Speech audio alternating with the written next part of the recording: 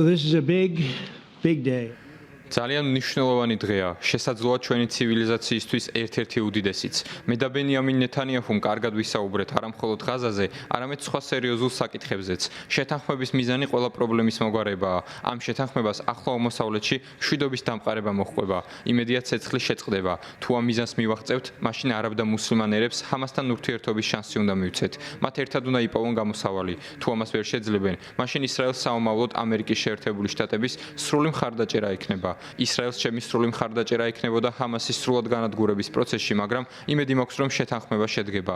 ამ ძალისხმევის წარმატების უზრუნველსაყოფად შევიმუშავე გეგმა, რომელიც ითვალისწინებს ახალი საერთაშორისო ზედამხედველობის ორგანოს, მშვიდობის საბჭოს შექმნას.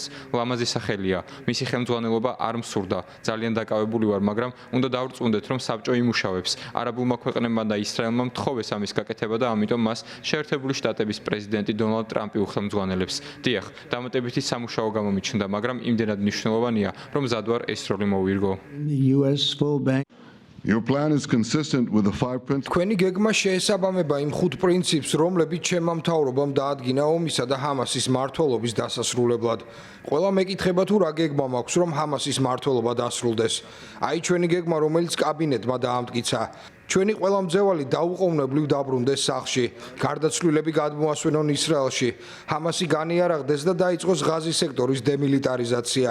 ისრაელი აიღებს პასუხისმგებლობას ღაზის უსაფრთხოებაზე და ბოლოს ღაზას ეყოლება მშვიდობიანი სამოქალაქო ადმინისტრაცია, რომელსაც არც ჰამასი და არც პალესტინის ხელისუფლება არ უხელმძღვანელებს.